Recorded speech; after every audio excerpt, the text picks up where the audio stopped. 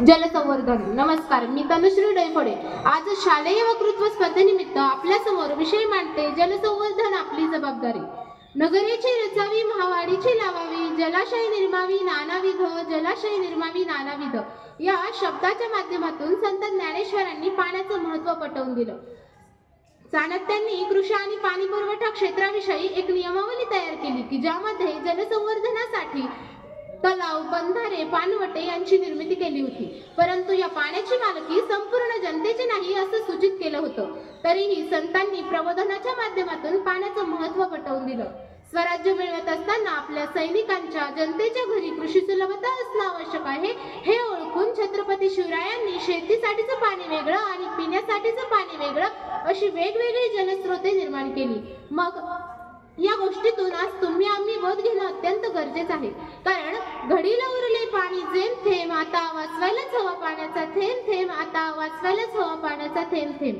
आपल्या पूर्वजांनी पाण्याचं योग्य ते नियोजन केलं म्हणूनच आज आपल्याला आवश्यक तेवढं पाणी मिळतंय. मग आपल्या येणाऱ्या भावी पिढीला जलसंकटांचा सामना करावा लागू नये याकरिता योग्य ते पाणी नियोजन करायला हवे.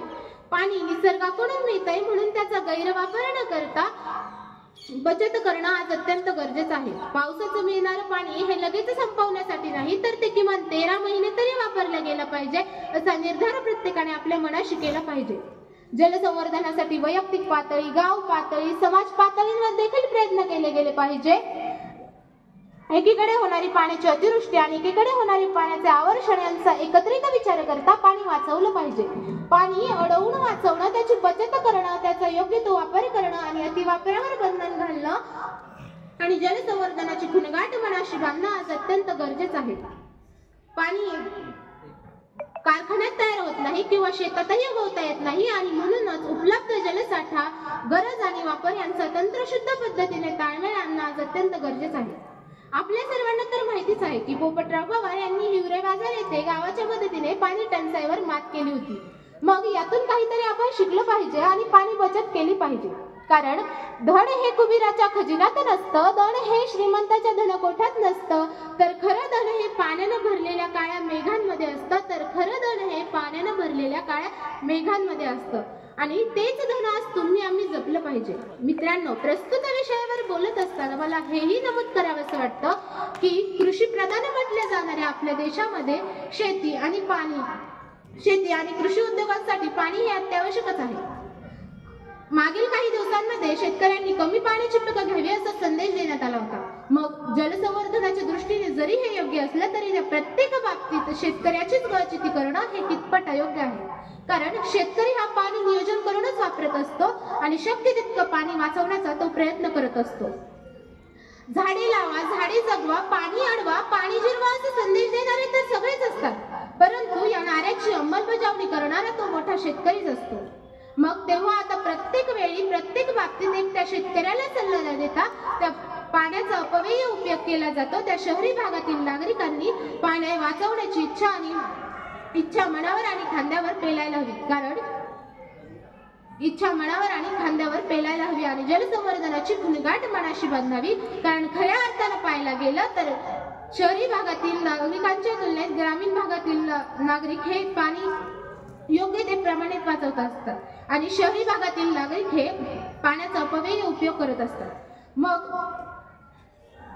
शहरी भागातील त्याचबरोबर मला हेही नमूद करावंसं वाटतं की मतमांनी मत गोळा करत असताना फुलाचा रंग किंवा गंध या दोघांनाही हानी पोहोचवत नाही आणि म्हणूनच उपलब्ध जलसाठा या दोघांनाही हानी पोहोचवत नाही आणि म्हणूनच आज आपल्याच स्वार्थासाठी, आपल्याच आलिशान बंगल्यासाठी आपण प्रचंड प्रमाणात जंगले तोडतो, वन्य प्राण्यांच्या जीवाला हानी पोहोचवतो आणि मग भविष्यामध्ये जर पाऊसच पडला नाही तर आपल्यालाच जलसंकटांचा सामना करावा लागावा.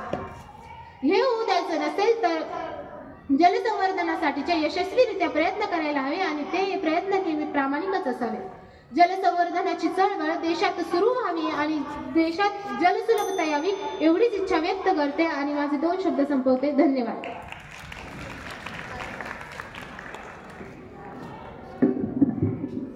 आपलं वक्तृत्व सादर करण्यासाठी पुढील स्पर्धक येत आहे 9वी क ची अलिना वसीम देशमुख.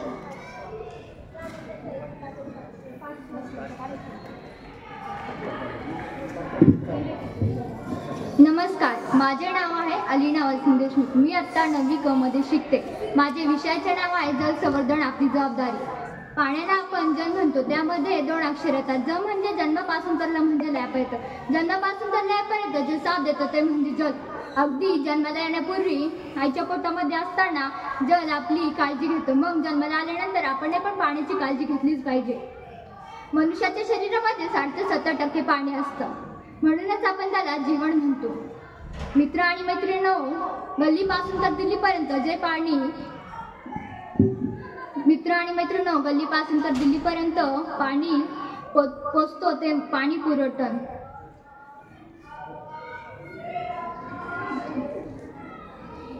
पाणी पुरवठण म्हणतो.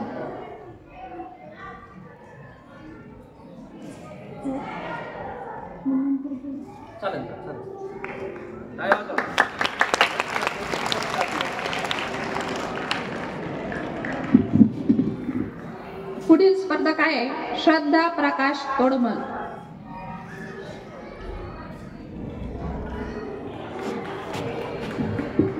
नमस्कार, माझे नाव श्रद्धा प्रकाश तोडमल. मी इयत्ता 9वी क मध्ये शिकते. मी आज तुमच्या समोर विषय मांडणार आहे जलसंवर्धन आपली जबाबदारी.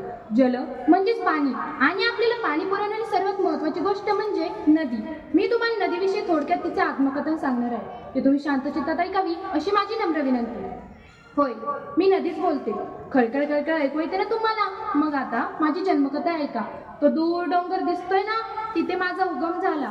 बरीच वयनं घेत घेत मी दगड दोंड्यातून, खाच खळग्यातून प्रवास करत करत येथवर येऊन पोहोचले. तशी मी एक नदी आहे. मी इथून तर लांबपर्यंत वाहत चालली आहे. मला माझ्या मार्गात अनेक अडथळे येऊ लागले.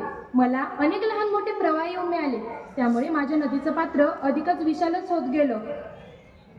म्हणून मला लोक निर्णय नावांनी ओळखतात, जसे की चंद्रभागा, गोदावरी, कावेरी, नर्मदा, तापी, कृष्णा, यमुना अशा अनेक नावांनी लोक मला ओळखतात.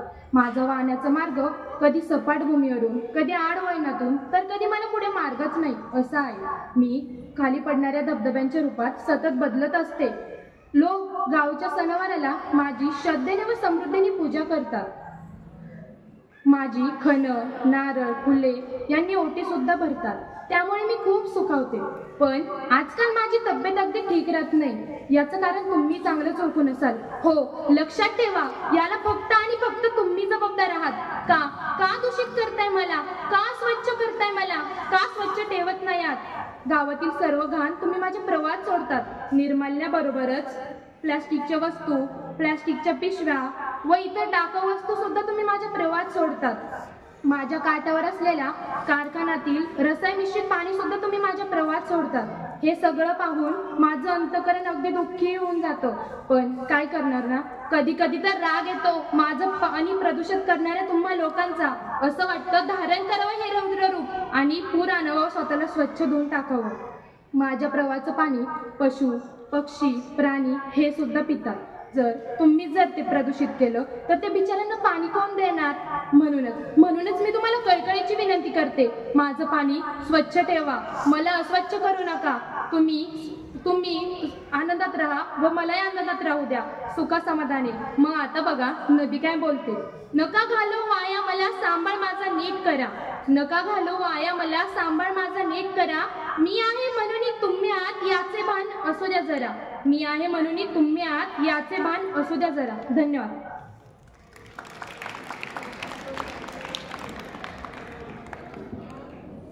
पुढील स्पर्धक आहे गायत्री संदीप पाटोळे, 9वी ब तून.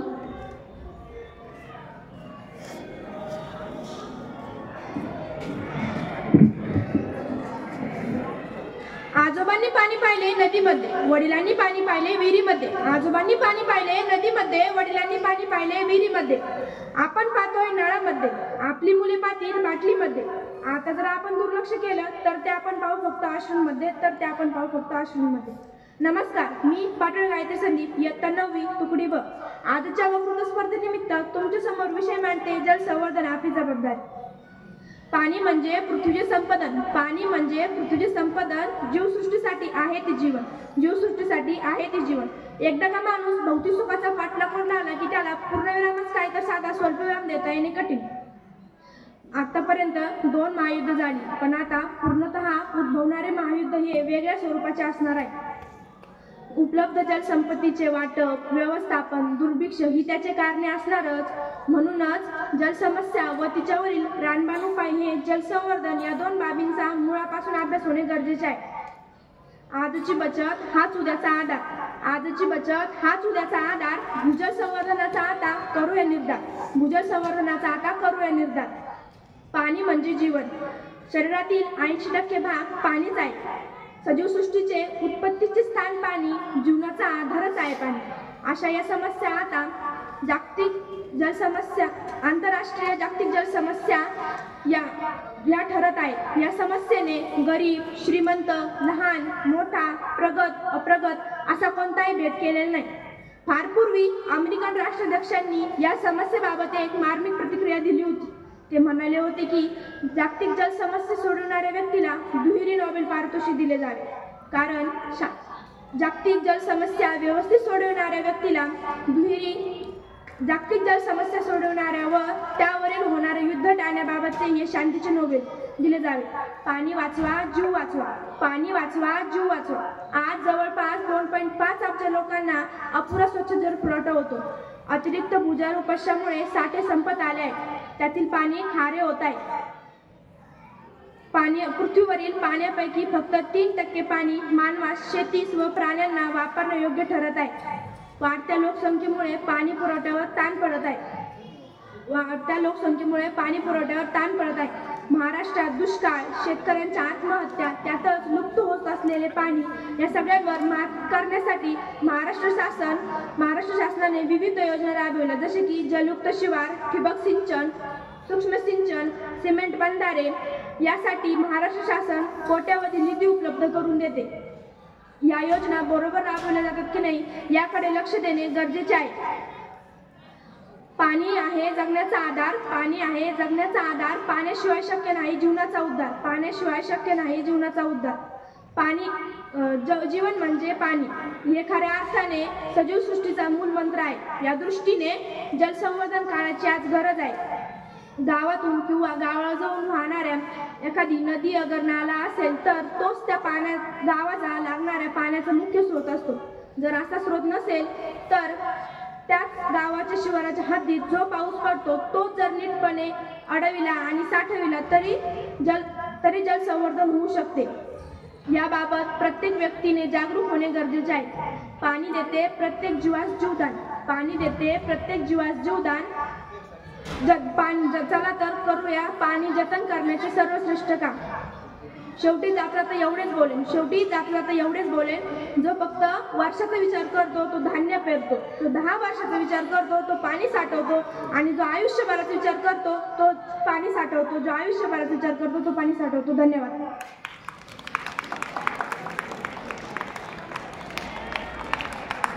पुढील स्पर्धक नवी ऐकून येत आहे ज्ञानेश्वरी चंद्रहास जाधव.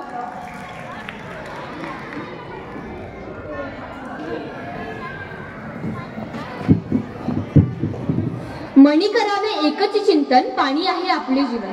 नमस्कार, मी ज्ञानेश्वरी चंद्रहास जाधव आजच्या या शालेय वक्तृत्व स्पर्धेनिमित्त विषय मांडते, जलसंवर्धन आपली जबाबदारी. हजारो वर्षांपूर्वी अनेक भौगोलिक घटनांमुळे आपल्या पृथ्वीची निर्मिती झाली. पृथ्वीवर सजीवसृष्टी अस्तित्वात असण्याचे एकमेव कारण म्हणजे पाणी होय. हे पाणी कसे तयार झाले आहे हे आपल्याला माहित नाही, परंतु विज्ञानाने किती प्रगती केली असती तर तो कृत्रिम पाणी तयारही करू शकत नाही. परंतु हेच पाणी कसे वाया घालवायचे हे आजच्या आधुनिक पिढीला चांगलेच ठाऊक. पाण्याचे हजारो उपयोग व पाण्याची आपल्या जीवनातील गरज ही खूप अनमोल आहे. निसर्गाचा चमत्कार म्हणजेच वास्तव जीवनातील पाणी. असं म्हणतात की अमृत प्यायल्याने मनुष्य अमर होतो, पण हाच मनुष्य जेव्हा पाणी पितो तेव्हा त्याचे जीवन जगू शकतो. म्हणजे पाणी हेच वास्तविक जीवनातील अमृत नाही का? निसर्गातील मनुष्य हा सर्वात बुद्धिमान प्राणी म्हणून ओळखला जातो. तो त्याचं जीवन सुलभ होण्यासाठी जेवढ्या तंत्रज्ञानाचा उपयोग करत आहे तेवढाच तो निसर्गाच्या ऱ्हासाचं कारण देखील ठरेल. वाढते प्रदूषण, तापमान वाढ, पाणी टंचाई या आजकाल शुल्लक वाटणाऱ्या समस्या देखील भविष्यात सजीवसृष्टीच्या नाशाचं कारण देखील ठरू शकतात.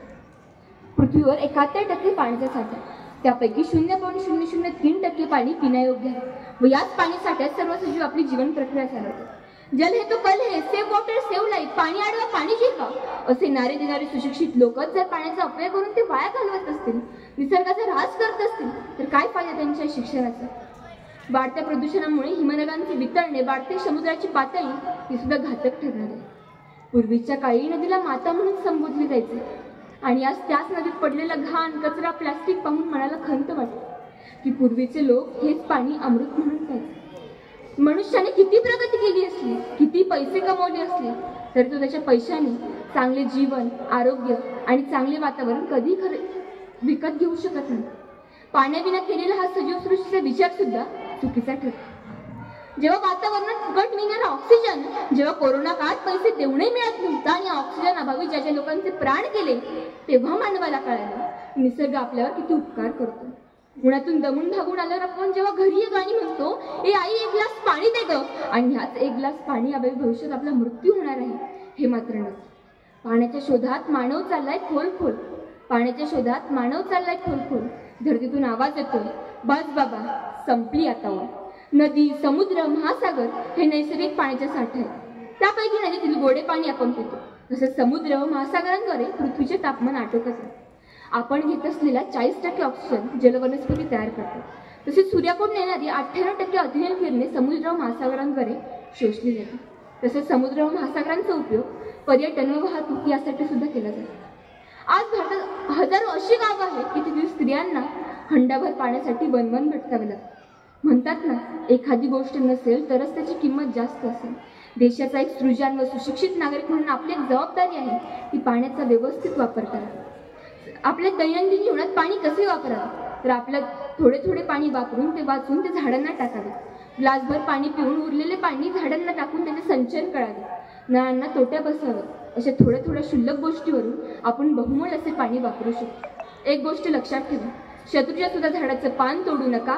एक तरी झाड यावर्षी लावा आणि पर्यावरणाचं रक्षण करा. कारण झाडे तर पाऊस आहे, पाऊस आहे तर पाणी आहे, आणि पाणी आहे म्हणूनच तुम्ही आम्ही सर्वजण आहोत. शेवटी जाता जाता एवढंच म्हणते, वर्तमानात वाणी आणि भविष्यात पाणी जपून वापरा. धन्यवाद.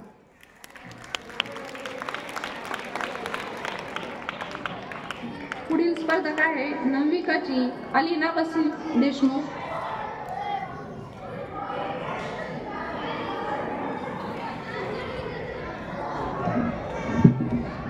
नमस्कार, माझे नाव अलिना वसीम देशमुख. मी आत्ता 9वी क मध्ये शिकते. माझे विषयाचे नाव आहे जल संवर्धन आपली जबाबदारी. पाण्याला आपण जल म्हणतो, त्यामध्ये 2 अक्षर येतात. ज म्हणजे जन्मापासून तर ल म्हणजे लयापर्यंत. जन्मापासून तर लयापर्यंत जे साथ देतं ते म्हणजे जल. मनुष्याच्या शरीरामध्ये 60 ते 70% पाणी असतं.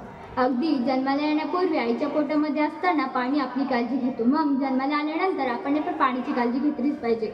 मित्र आणि मैत्रीण हो, गल्लीपासून तर दिल्लीपर्यंत जाणार पाणी. मित्र आणि मैत्रीण हो, गल्लीपासून तर दिल्लीपर्यंत जाणार पाणी. हा पाणी पुरवठा आता राष्ट्रीय आंतरराष्ट्रीय पातळीवर थेट पाठोपाठ जलग्राही बनतोय. या शतकात युद्ध झालेच पाणी भ्रष्टावर होईल. या शतकात युद्ध झालेच पाणी भ्रष्टावर अशी जागतिक उपोद्योगाचे अध्यक्ष डॉक्टर इस्माईल यांनी केले. आणि आपली वाणी आणि पाणी जपून वापरा. आपली वाणी आणि पाणी जपून वापरा. कारण वाणी आपला वर्तमान काळ तर पाणी आपला भविष्यकाळ. वाणी आपला वर्तमान काळ तर पाणी आपला भविष्यकाळ. यासाठीच आपण जलसंवर्धनाची जबाबदारी सुखपणे पार पाडूया आणि जलसंवर्धनाच्या जबाबदारीसाठी सर्वच पुढे येऊया. सर्वांच्या मनामध्ये एकच वाक्य रुजूया, थेंब थेंब पाण्याचा लाख लाख मूल्याचा. थेंब थेंब पाण्याचा लाख लाख मूल्याचा. धन्यवाद.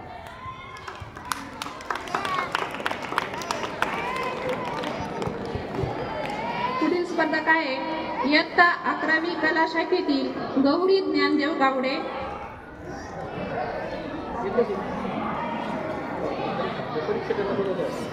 एक स्पर्धक आहे, परीक्षकांनी याची नोंद घ्यायची आहे. 11वी कलामधून फक्त गौरी ज्ञानदेव गावडे बोलणार आहे. अध्यक्ष महोदय, गुरुजन वर्ग आणि येथे जमलेल्या माझ्या बालमित्र मैत्रिणींनो नमस्कार. मी गौरी ज्ञानदेव गावडे, इयत्ता 11वी कला. तुमच्यासमोर विषय मांडते बहुआयामी व्यक्तिमत्व रतन टाटा. रतन टाटा यांचा यांचा जन्म 1937 साली मुंबई येथे एका पारशी कुटुंबात झाला. रतन टाटा हे कुटुंबातील वंशज आणि नवल टाटा यांचे पुत्र आहेत. जन्मानंतर टाटा समूहाचे संस्थापक रतन जमशेदजी टाटा यांनी दत्तक घेतले होते. मुंबईच्या कॅम्पियन स्कूलमध्ये त्यांनी 8वी पर्यंत शिक्षण घेतले. त्यानंतर त्यांनी मुंबईतील कॅथेड्रल आणि जॉन स्कूल शिमला येथील बिशप कॉटन स्कूलमध्ये आपले पुढचे शिक्षण पूर्ण केले.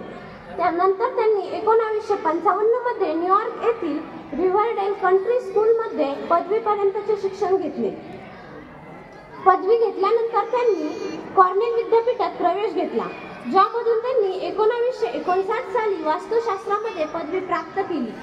कॉर्नेलला त्यांनी 50,000 दशलक्ष भेट दिली, जे विद्यापीठाच्या इतिहासातील सर्वात मोठे आंतरराष्ट्रीय देणगीदार बनले. रतन टाटा यांची यशोगाथा केवळ आर्थिक यशावर आधारित नाही, तर त्यांनी नेहमीच सामाजिक बांधिलकीवर भर दिला. नेहमीच समाजाचा विचार केला. समाजासाठी अनेक गोरगरीब विद्यार्थ्यांना त्यांनी वह्या पुस्तकांची वाटप केली.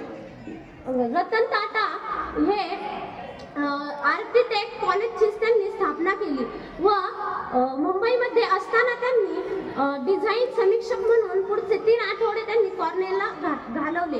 कॉर्नेल पूर्ण केल्यानंतर रतन टाटा यांनी मुंबईतील अनेक जे विद्यार्थी आश्रम शाळेमध्ये होते त्यांना रतन टाटा यांनी वह्या पुस्तके वाटप केले. रतन टाटा यांनी समाजासाठी अनेक असे कार्य केले. रतन टाटा यांना 1991 मध्ये रतन टाटा हे टाटा समूहाचे अध्यक्ष झाले व 2008 मध्ये मुंबईमध्ये जो हल्ला झाला होता त्या हल्ल्यानंतर मुंबई पुन्हा उभ्या राहण्यासाठी त्यांनी दिलेल्या मदतीबद्दल त्यांचे सर्वत्र कौतुक करण्यात आले. 2008 मध्ये रतन टाटा यांना 2000 मध्ये पद्मभूषण व 2008 मध्ये पद्मविभूषण या 2 पुरस्कारांनी सन्मानित करण्यात आले. असे व्यक्तिमत्व असणारे रतन टाटा यांच्याबद्दल मी किती बोलू आणि काय बोलू. रतन टाटा यांनी समाजासाठी अनेक कार्य केले. रतन टाटा यांनी दिवसाला 100 रुपये जरी कमवले तरी त्यामधले 40% ते समाजाला देत असत, असे त्यांचे कार्य होते. रतन टाटा हे समाजासाठी अनेक चांगले व्यक्तिमत्व म्हणून ओळखले जाते. रतन टाटा हे भारतातील सर्वात आदरणीय व्यक्ती म्हणून ओळखले जातात. रतन टाटा यांनी मुंबईच्या आर्किटेक्ट कॉलेजला यांनी 50 दशलक्ष भेट दिली. रतन टाटा यांना अनेक पुरस्कारांनी सन्मानित करण्यात आले, परंतु दुर्दैवाने 10 ऑक्टोबर रोजी रतन टाटा यांचे निधन झाले आणि समाजासाठी रतन टाटा येत्या पिढीच्या उद्योजकासाठी अतिशय आदर्श म्हणून ठरतील. धन्यवाद.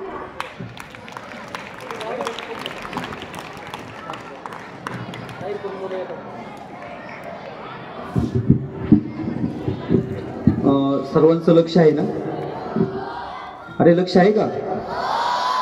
मला सांगा, आता 9वीचे स्पर्धक बोलले ना, त्याचा विषय कोणता होता? एक जणांनी सांगा. बरं ठीक आहे, किती जणांना माहिती आहे तो? नीट हात वरती करा, सरळ.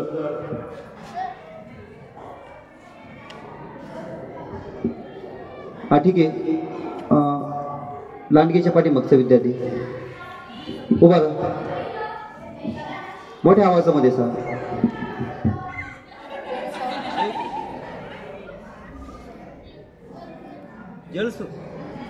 तो म्हणतोय जल सुरक्षा.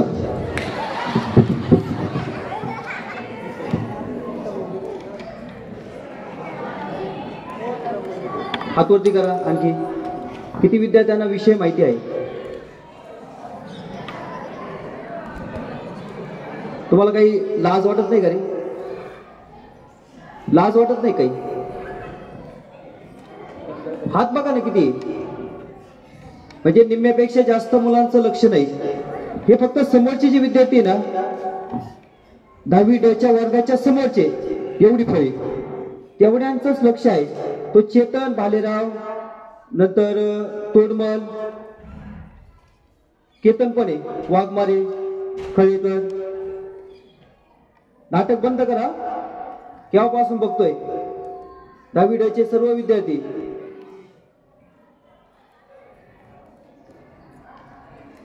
अरे हे सर्व वक्ते तयारी करून येत असतात. 2-3 दिवस त्यांनी खूप तयारी केलेली आहे, पाठांतर केलेलं आहे आणि इथं स्टेजवर आल्यानंतर त्यांचा गोंधळ होतो. कशामुळे? तुमच्यामुळे. तुमची खाली बडबड चालू असते, त्या बिचाऱ्यांचं लक्ष लागत नाही, त्यांना आठवत नाही. आणि ही 5वी याची मुलगी लांबे नाटक करते तो. हा काय चालू आहे तुझं? अरे वर्गामध्ये तू हुशार आहे, सगळ्यात जास्त हुशार तू आहे, काय बडबड चालू आहे तुझी? ते काय डोक्यावरचं? सगळ्यांना नियम सारखे, नाटक करू नको. हात बांधा सर्वांनी. जर आता याच्या पुढे कुणी सापडलं ना, खूप मारेल राहू दे. अगोदर तुमचं मनोगत या ठिकाणी आपण घेणार आणि नंतर तुम्हाला फटके देणार. बघा आता कोणाचा नंबर लागतो. सगळ्या मुलांसमोर तुमची चव जाणार आहे.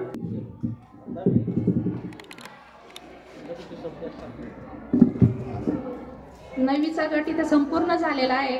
बघा विद्यार्थ्यांना असं म्हटलं जातं की वक्ता तो वक्ता नव्हे श्रोते विना. म्हणजे जो वक्तृत्व सादर करतो तो श्रोते विना नसतो. म्हणजे श्रोते तेवढे हुशार हवे, ऐकणारे हवे, तरच तो वक्ता छान वक्तृत्व करू शकतो. चांगला वक्ता व्हायचं की श्रोते व्हायचं? आपण नक्कीच चांगले श्रोते होणार आहात. त्यासाठी हाताची घडी आणि कान सज्ज ठेवा. त्यासाठी पुढील स्पर्धक येत आहेत बघा. इयत्ता 10वीतील साक्षी आवटे.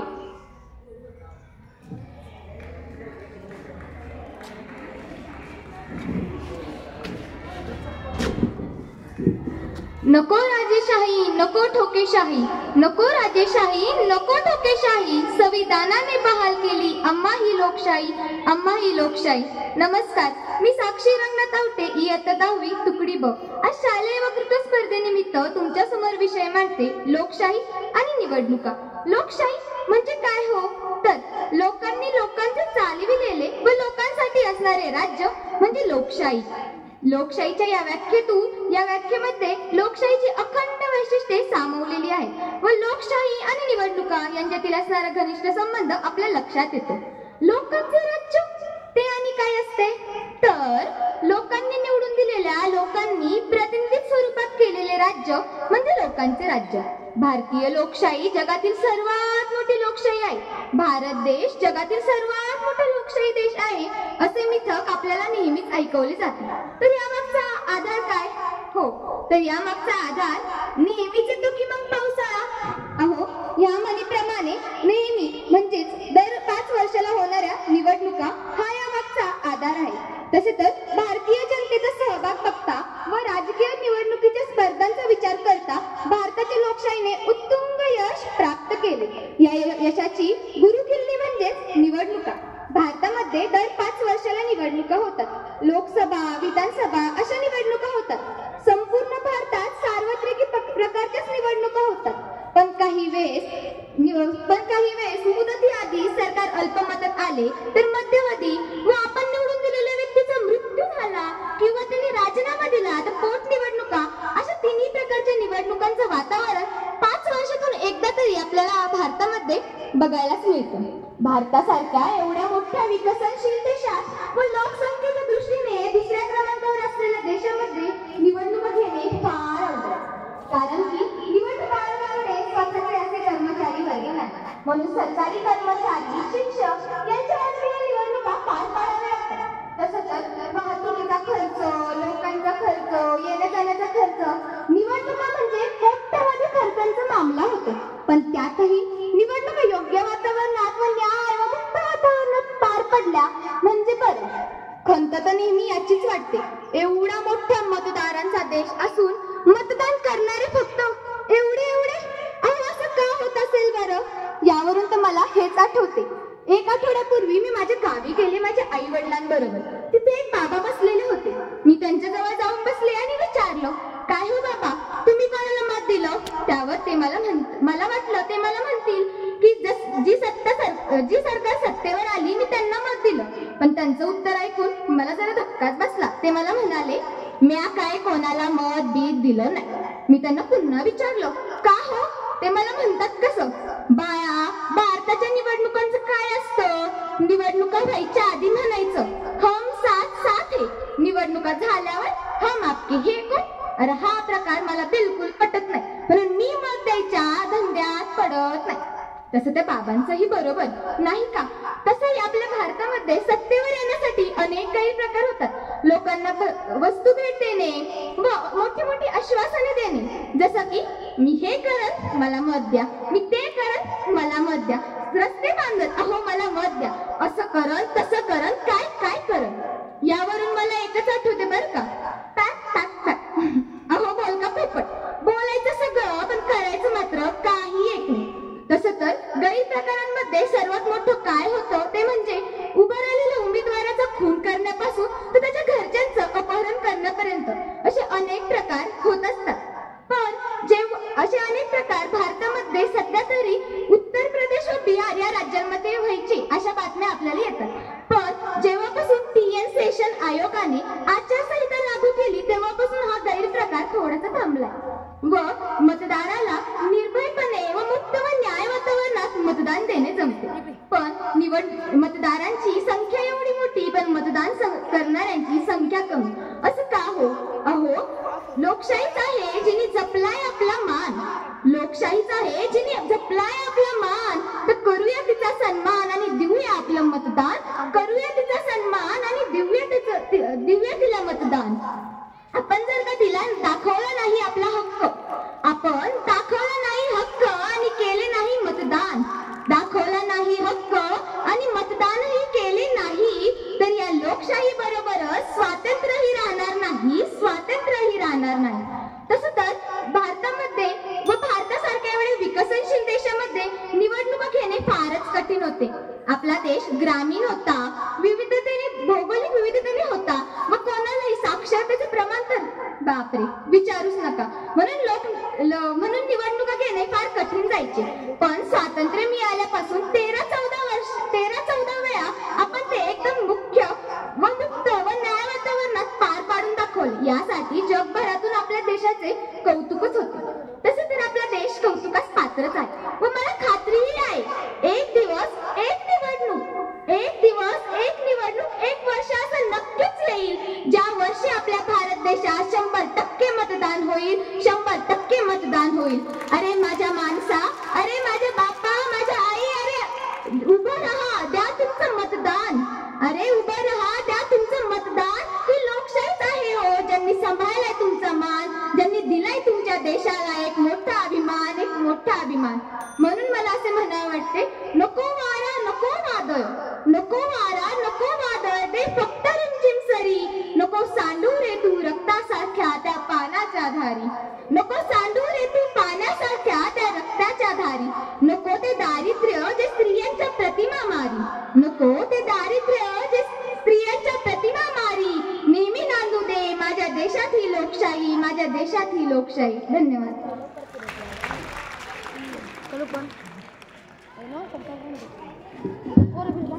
साक्षी, पुढील स्पर्धा काय आहे? भक्ती दादासाहेब बाचकर.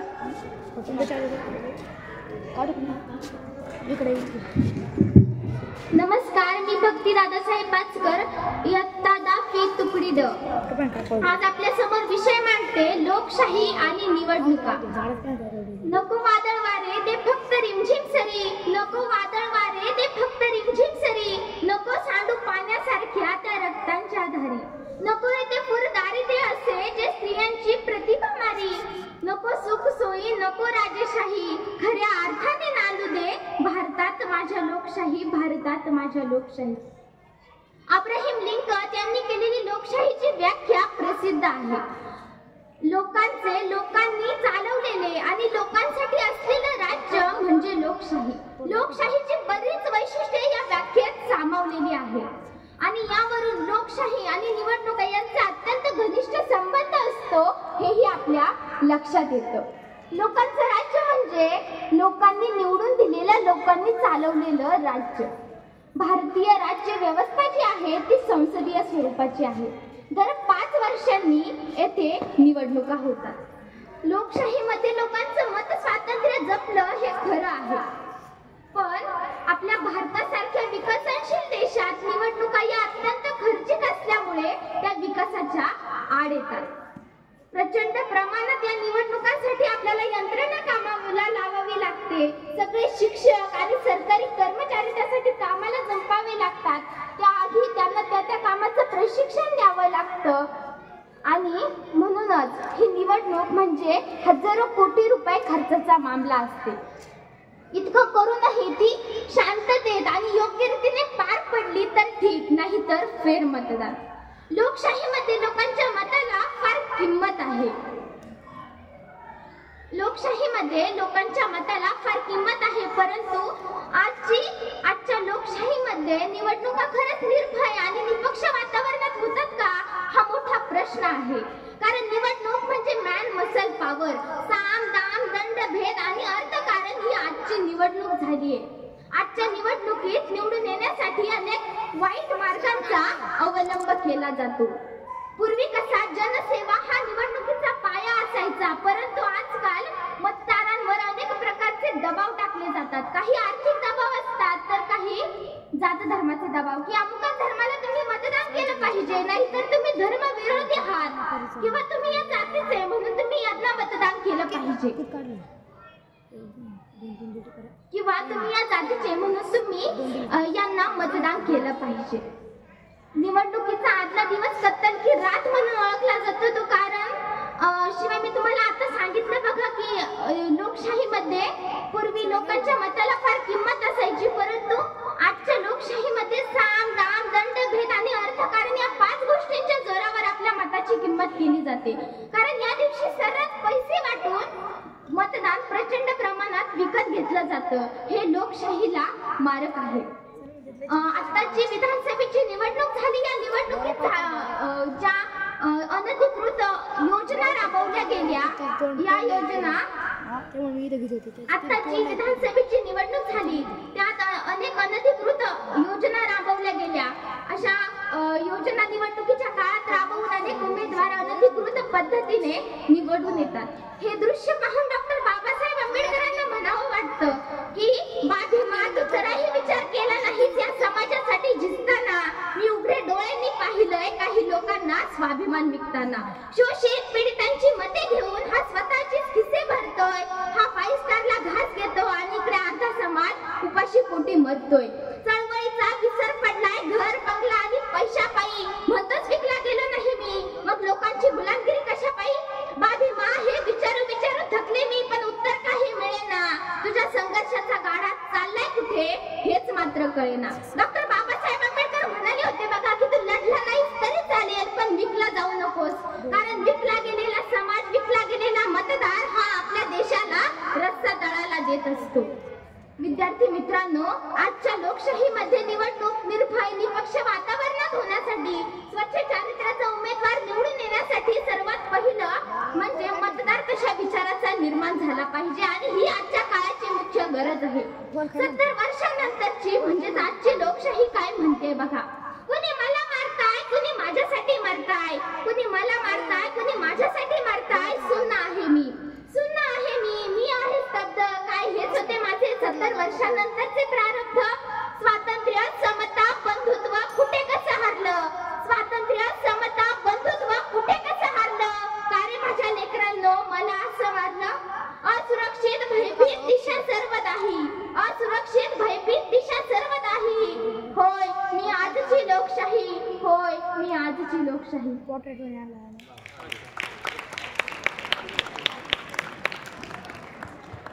छान भक्ती. यानंतर पुढील स्पर्धक येत आहे प्रथमेश गोकुळ ठाकूर, इयत्ता 10वी अतुल.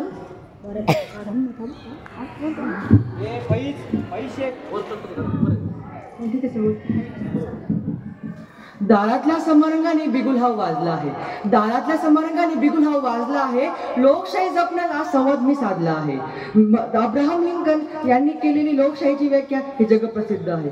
लोकांनी लोकांसाठी चालवले राज्य म्हणजे लोकशाही होय.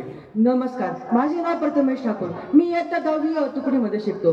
आज मी लोकशाही आणि निवडणुका या विषयावरती बोलू इच्छितो. महाराष्ट्रामध्ये नुकत्याच सार्वत्रिक निवडणुका ह्या पार पडलेल्या आहे. यामध्ये सर्वात महत्वाचं काम म्हणजे लोकशाहीने केलेले आहे. लोकशाहीचे प्रत्यक्ष दोन प्रकार पडतात, प्रत्यक्ष लोकशाही आणि अप्रत्यक्ष लोकशाही. पूर्वी प्राचीन ग्रीक व रोमन राज्यांमध्ये प्रत्यक्ष लोकशाही अस्तित्वात होती. प्रत्यक्ष लोकशाही म्हणजे लोकांच्या प्रत्यक्ष सहभागास असे म्हणतात. पूर्वी सार्वत्रिक प्रश्नांचे स्वरूप हे फार गुंतागुंतीचे नव्हते. सर्वत्र लोकसंख्या ही प्रमाणामध्ये होती आणि सर्वात महत्वाचे म्हणजे त्या काळी लोकांना, गरिबांना, स्त्रियांना आणि बाहेरून आलेल्या देशातील लोकांना हा खालचा दर्जा दिला जात असे. म्हणून त्यावेळी प्रत्यक्ष लोकशाही ही अस्तित्वात होती. परंतु आता ते शक्य नाही. सर्वत्र वाढता मोठा भूभाग, प्रचंड वाढती लोकसंख्या आणि सार्वत्रिक प्रश्नांचे स्वरूपही फार पूर्वीप्रमाणे नसून ते अधिक गुंतागुंतीचे झाले आहे. त्यामुळे आता प्रत्यक्ष लोकशाही नाही, म्हणून सर्वत्र अप्रत्यक्ष लोकशाहीचा स्वीकार हा करण्यात आलेला आहे. आता अप्रत्यक्ष लोकशाही म्हणजे प्रातिनिधिक लोकशाही होय. लोक आपलं बहुमूल्य मतदान करून एक प्रातिनिधिक हा निवडून देतात. निवडून आलेला प्रातिनिधिक हा देशाचा राज्यकारभार पाहतो. भारताच्या संविधानामध्ये लिहिल्याप्रमाणेच भारत हा साम्राज्यवादी, धर्मनिरपेक्ष आणि लोकशाही गणराज्य देश आहे. आणि लोकशाही गणराज्य देश आहे आणि गणराज्य म्हणजे भारतातील कुठलेही पद हे आता वंश परंपरेने दिले जाणार नाही. याचाच अर्थ ते सर्व पद हे निवडणुकांद्वारे दिले जाणार आहे. यासाठी स्वतंत्र कलम 324 आणि निवडणूक आयोगाची स्थापना ही करण्यात आलेली आहे. निवडणूक आयोगाचे स्वातंत्र्य हे मर्यादित ठेवण्यात आलेले आहे. संविधानाद्वारे सर्व लोकांना मतदानाचा अधिकार हा बहाल करण्यात आलेला आहे. त्याला प्रौढ मताधिकार असे म्हणण्यात येते. पूर्वी भारतामध्ये 18 वर्ष पूर्ण झालेल्या स्त्री व पुरुषांना मतदान करण्याचा अधिकार होता, परंतु ह्या नियमामध्ये बदल करण्यात आला आणि ही अट करण्यात आली. याच्यामुळे सर्व लोकांना मतदानाचा अधिकार मिळालाच आणि भारत ही जगातील सर्वात मोठी लोकशाही ही बनली. सर्वात महत्वाचे म्हणजे ज्या देशामध्ये निवडणुका ह्या नियमित कालावधीमध्ये पार पडतात त्याही निपक्षपाती आणि खुल्या वातावरणामध्ये पार पडले जातात. कुठल्याही मतदारावरती दबाव न आणता पाडल्या त्याच देशामध्ये खरी लोकशाही आहे असे म्हणले तर चुकीचे ठरणार नाही. चीन, पाकिस्तान अशा देशामध्ये तर खरी लोकशाहीच नाही. पाकिस्तान सारख्या देशामध्ये निवडून आलेला प्रतिनिधी हा देशाचा कारभार न पाहता तेथील लष्करी अधिकारी पाहतात. लष्करी अधिकारी यांना प्रजा ही निवडून आणत नाही. चीन सारख्या मोठ्या देशामध्ये फक्त कम्युनिस्ट पक्षालाच तुम्ही फक्त मतदान करले पाहिजे हा तेथील लोकशाहीवरती दबाव आणला जातो. तुम्ही सांगा मग या देशामध्ये लोकशाही कशी असेल?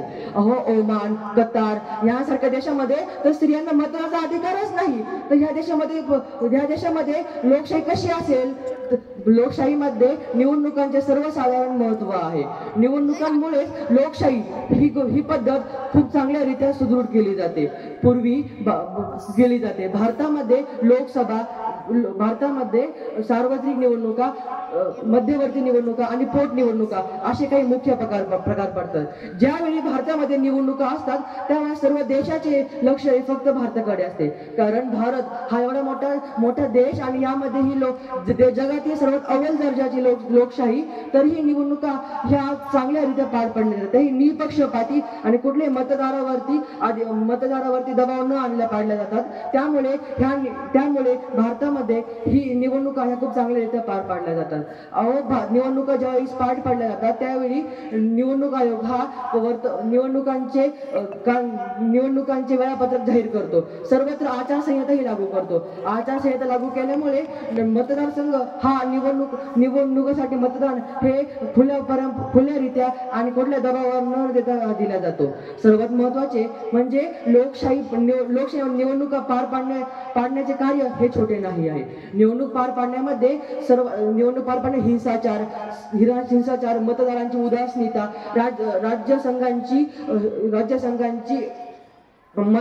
राज्यसंघांचा हिंसाचार तसेच आर्थिक देवघेव अशा गोष्टींना तोंड देऊनही निवडणुका या पार पाडणे हा छोटा मोठा खेळ नाही. ज्यासाठी निवडणूक आयोग शक्य ते कार्य करतो, पण तेही तेही नियमांच्या चौकटीबाहेर न जाता करतो. जातो. पूर्वी भारतामध्ये मतपेटीचा वापर केला जात असे. त्यावेळी लाखो टन कागद हा वाया केला जात असे. परंतु 2004 पासून ईव्हीएम मशीनचा वापर सुरू करण्यात आला. यामुळे सर्वत्र निवडणुकाचे निकाल हे कुठल्याही गडबड न करता दिले जात असतात. आणि सर्वात महत्वाचे म्हणजे निवडणुकांचा निकाल हा त्वरित लागला जात असत. सर्वात महत्वाचे म्हणजे अपंगत्व आणि जे लोक खालच्या दर्जाचे आहेत त्यांनाही निवडणुकांचा अधिकार हा बहाल झाला. आता शेवट फक्त एवढंच बोलेल, जागा हो मतदार आता त्या देशाचा तूच विधाता. जागा हो मतदार आता त्या देशाचा तूच विधाता. कर मतदान विचारपूर्वक येईल जनतेची सत्ता. धन्यवाद. छान प्रथमेश. पुढील विषय मांडण्यासाठी येत आहे इयत्ता 10वीतील स्पर्धक प्रसाद उत्तम गायकवाड.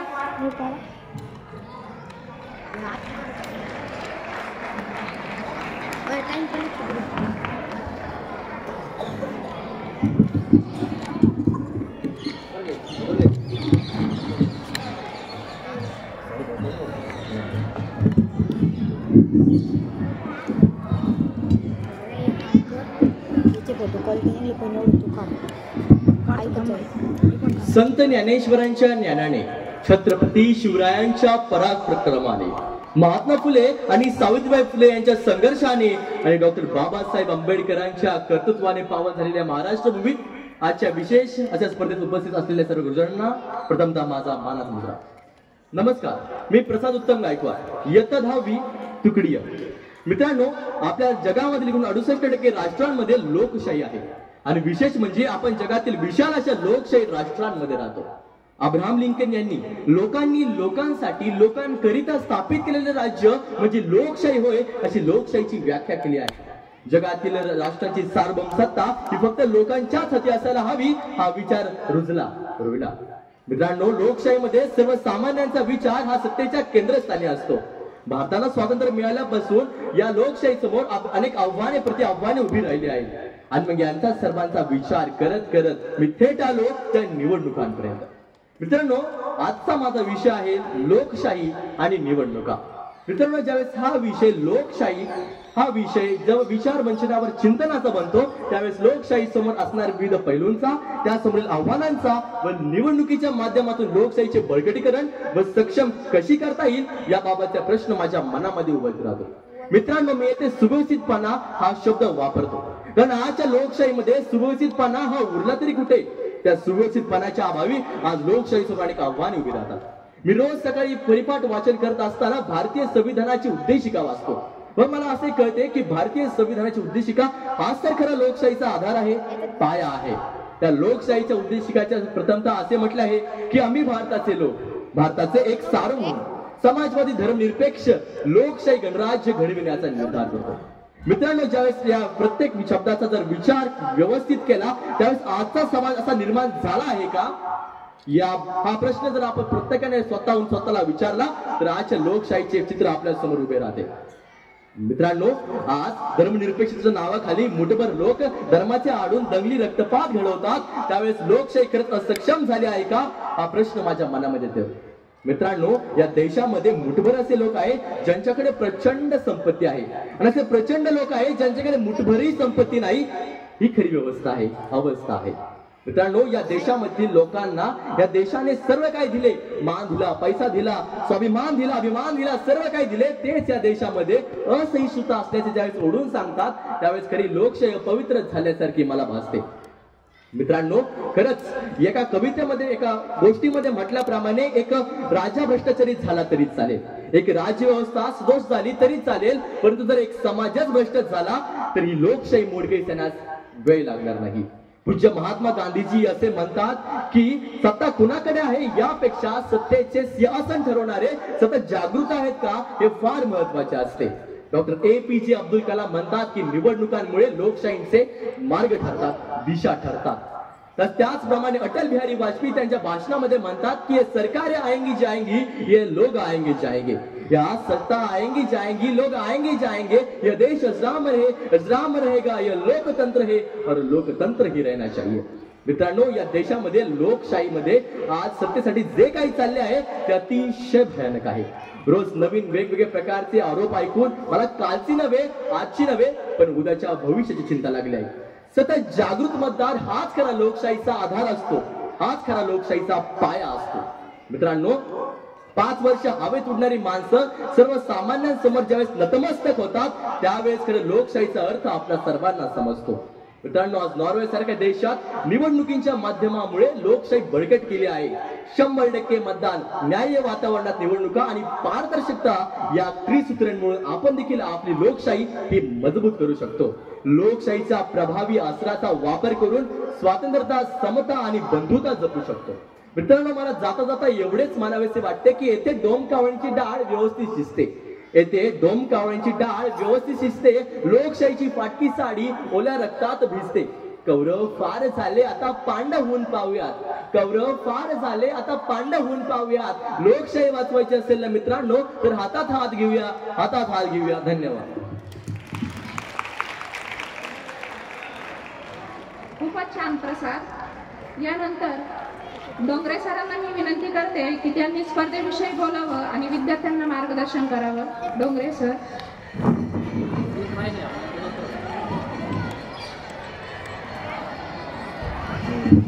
दहावीचं एक स्पर्धक बाकी आहे, त्याच्यानंतर आपण घेऊया. आत्ताच स्पर्धा चालू असताना एक सुंदर अशी बातमी आली, ती म्हणजे मागच्या आठवड्यामध्ये संगमेश्वर तालुक्यात पिंपरणे या ठिकाणी आपल्या वक्तृत्व स्पर्धेकरता 2 मुली गेल्या होत्या लहान गटामधून. मोठ्या गटात काही कारणामुळे आपण स्पर्धक पाठवू शकलो नाही, परंतु योगायोग फार चांगला की स्पर्धा चालू असतानाच आता निकाल आला. त्यामध्ये या दोन्ही मुलींनी, त्यामध्ये रामेश्वरी जाधव आणि स्वराली इरोळे आणि रामेश्वरी जाधव दोघींनी वरती याच्या स्टेजवरती आले असतील तर यांच्याकरता जोरात टाळ्या आपण वाजवूया. संयुक्त करंडक त्यांनी जिंकून आणलेला आहे शाळेकरता. दोघींच्या मार्काची बेरीज होऊन 2य क्रमांक आपल्याला मिळालेला आहे आणि यामध्ये स्वरालीला सुद्धा 2य क्रमांक मिळालेला आहे. आणि दोघींच्या मार्काची बेरीज होऊन जो करंडक असतो तो करंडक सुद्धा शाळेकरता यांनी फिरता करंडक जिंकून आणला. टाळ्या वाजवून त्यांचं अभिनंदन करूया. छान थांबायचं. यानंतर 9वीचा विषय छान होता बघा आणि खूप स्पर्धक त्यामध्ये होते. 10वीचा विषय चांगला होता. या 9वीच्या विषयावरती एक सुंदर अशी कविता आहे, ती कविता आपण ऐकणार आहोत. मी जाधव सरांना विनंती करतो की त्यांनी ती कविता लावावी. तत्पूर्वी बघा सुंदर असं नियोजन या ठिकाणी नव्याने झालेल्या आढाव मॅडम यांनी केलं. परीक्षक म्हणून भांगरे मॅडम, देवकर सर आणि देशपांडे मॅडम यांनी सुद्धा अत्यंत चांगली भूमिका बजावलेली आहे. विद्यार्थ्यांनी सुद्धा खूप तयारी केली आणि आपले विषय खूप छान मांडले बघा. खरं तर मागच्या ज्या स्पर्धा झाल्या त्या आम्हाला ऐकायला मिळाल्या. आम्ही सर्व तिकडे दुसऱ्या मीटिंगमध्ये होतो आणि 4-5 शिक्षक फक्त इथं होते. तुमचे मागचे विषय खूप छान होते. अशी झाली माझी फजिती, मला पडलेलं स्वप्न, आणि मला बरेच मुलं म्हटले की खूप सुंदर सुंदर भाषणं त्या काळामध्ये झाले. तर आपण त्यांचे एखाद्या दिवशी ऐकू, परंतु आत्ता आम्हाला ते ऐकता आले नाही. याही मुलांनी खूप चांगली तयारी केली आणि चांगले भाषण केले. पुन्हा एकदा टाळ्या त्यांना धन्यवाद देऊया आणि एक पाण्याविषयीची सुंदर अशी कविता आपण ऐकू. यानंतर सुट्टी होईल.